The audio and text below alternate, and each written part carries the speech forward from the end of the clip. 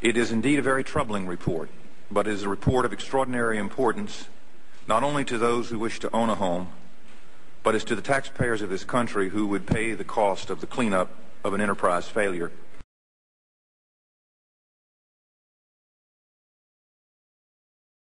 The analysis makes clear that more resources must be brought to bear to ensure the highest standards of conduct are not only required, but more importantly, they are actually met.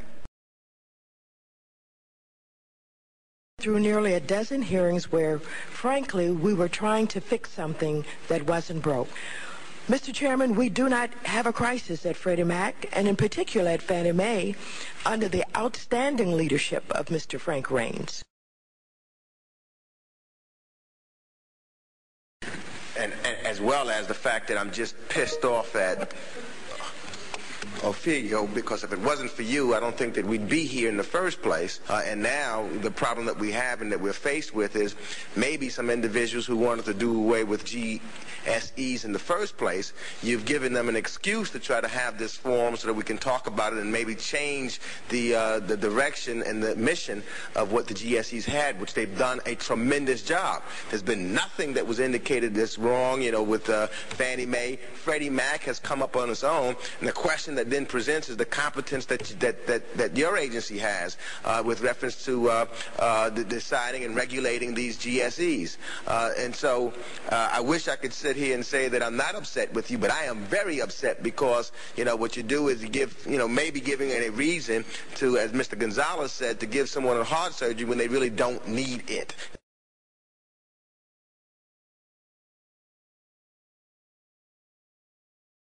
In addition to our important oversight role in this committee, I hope that we will move swiftly to create a new regulatory structure for Fannie Mae, for Freddie Mac, and the Federal Home Loan Banks.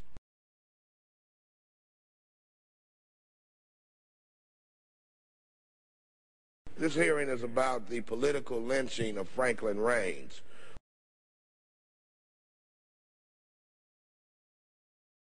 There is a very simple solution. Congress must create a new regulator with powers at least equal to those of other financial regulators, such as the OCC or the Federal Reserve.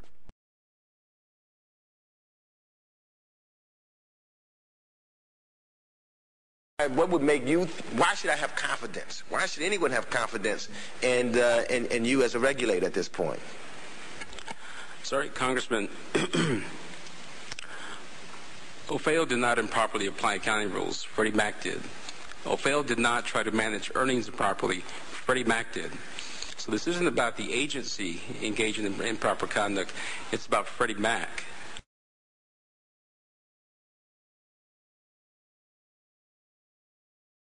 And we passed Sarbanes-Oxley, which was a very tough response to that.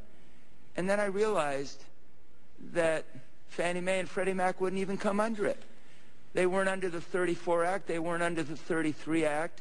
They play by their own rules, and I'm tempted to ask how many people in this room are in the payroll of Fannie Mae, because what they do is they basically hire every lobbyist they can possibly hire. They hire some people to lobby, and they hire some people not to lobby so that the opposition can't hire them. But a concern that I have is you're making very specific, what you have correctly acknowledged, broad and categorical judgments about the management of this institution, about the willfulness of practices that may or may not be in controversy.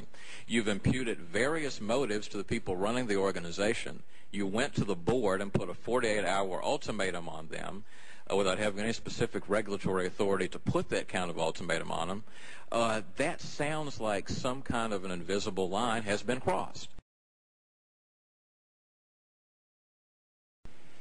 Fannie Mae has manipulated, in my judgment, OFAO for years. And for OFAO to finally come out with a report as strong as it is tells me that's got to be the minimum, not the maximum. etc. You seem to be saying, well, these are in areas which could raise safety and soundness problems. I don't see anything in your report that raises safety and soundness problems.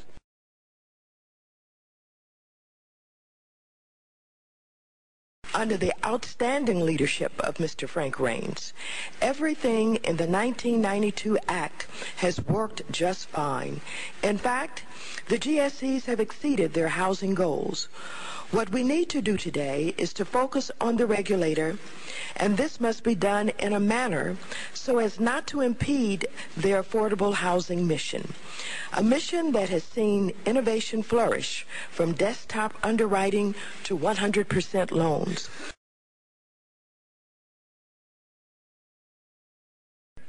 I find this to be inconsistent and a rush to judgment. I get the feeling that the markets are not worried about the safety and soundness of Fannie Mae, as Opheo says that it is, but of course the markets are not political. But I have seen nothing in here that suggests that the safety and soundness are at issue, and I think it serves us badly to raise safety and soundness as a kind of a general shibboleth when it does not seem to me to be an issue.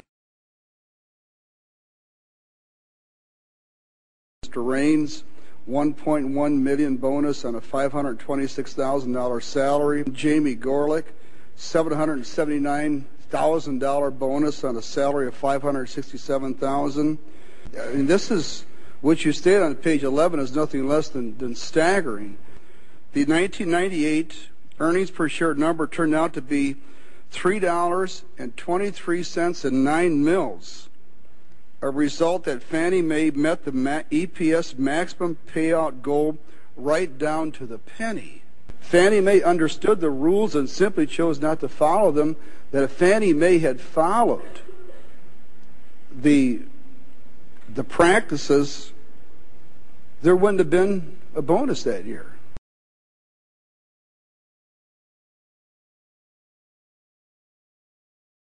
And you have about 3% of your portfolio set aside.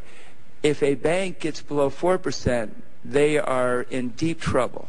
So I just want you to explain to me why I shouldn't be satisfied with 3%. Because banks there aren't any banks who only have multifamily and single-family loans.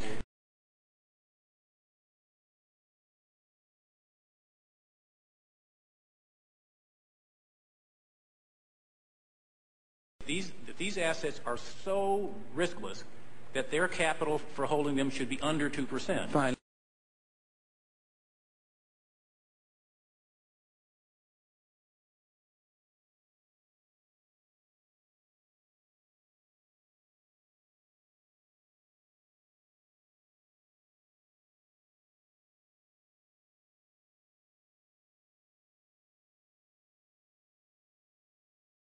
I think the responsibility that the Democrats have may rest more in resisting any efforts by Republicans in the Congress or by me when I was president to put some standards and tighten up a little on Fannie Mae and Freddie Mac.